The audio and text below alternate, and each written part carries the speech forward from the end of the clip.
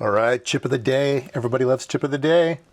It is a Sigma Micro, I guess. I don't know if you pronounce that right.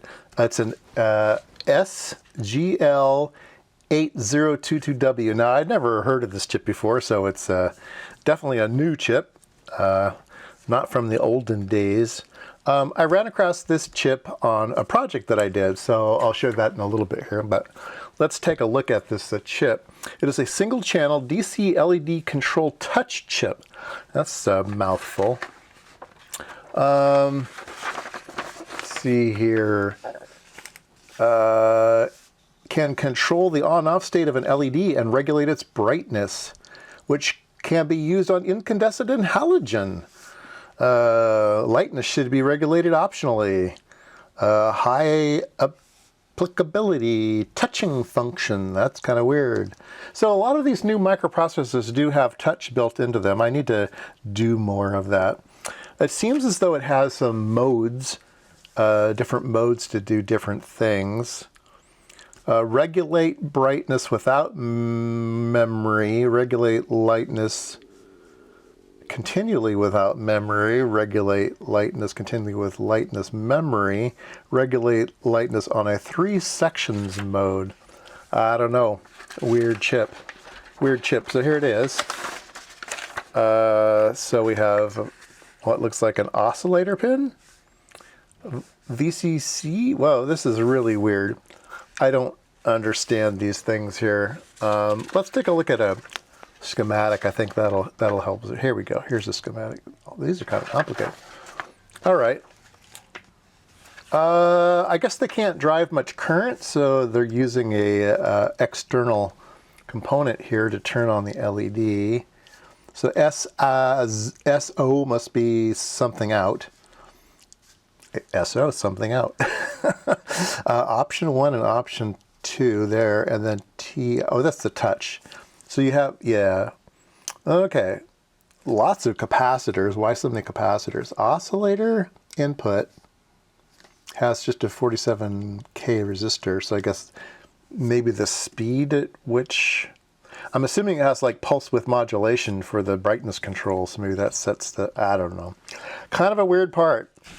Kind of a weird part. I think we need to take a closer look at the actual data sheety type things. This is all marketing fluff here.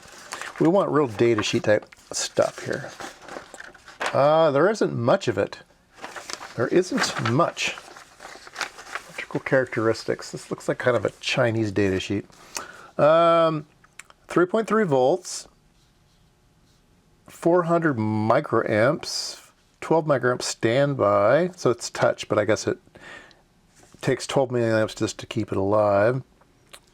Output low, so it'll output 5 milliamps high, 9 milliamps low. That's not going to be enough for much anything, so that's why you need that external component.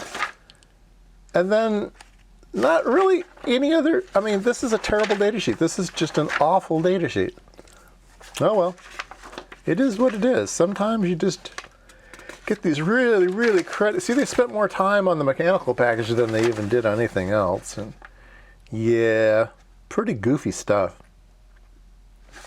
Let's take a look at a schematic of a device that I have. Here it is. It's using a touch into what they're calling key. And then they have the options tied 1-0. I know this particular thing is you can change the intensity and it remembers it for maybe it doesn't remember for next time, but it remembers the next time you turn it on. I don't remember. Let's try it out. I did a video on me building this thing. I'll try to put a link down below. Let's go ahead and put some juice on it. It says 5 volts on the PZ board. And nothing happened. Does that mean I need to touch it? Touch? Nothing's happening. Oh, I hooked it up backwards. Oh no! Did I blow it up? I hooked it up backwards. I smell smoke. I smell smoke. Oh, there we go. It does still work. Yeah, something got toasty, but it still works. I smell the magic smoke, but it didn't get out. Not much of it, just a little bit, you know, kind of like one of those squeakers, you know, or what do you call those things? The silent but deadlies. You know what I'm talking about. Yeah, oh, there you go. Turn on, turn off. And this thing kind of remembers how bright you are. You turn it on, dims out, turn it on, dims up. Anyway, there you go. That was Chip of the Day. Never heard of this thing before, and the data sheet sucks. There you go. Chip of the Day was an SGL8022W. Yeah, smelly but works.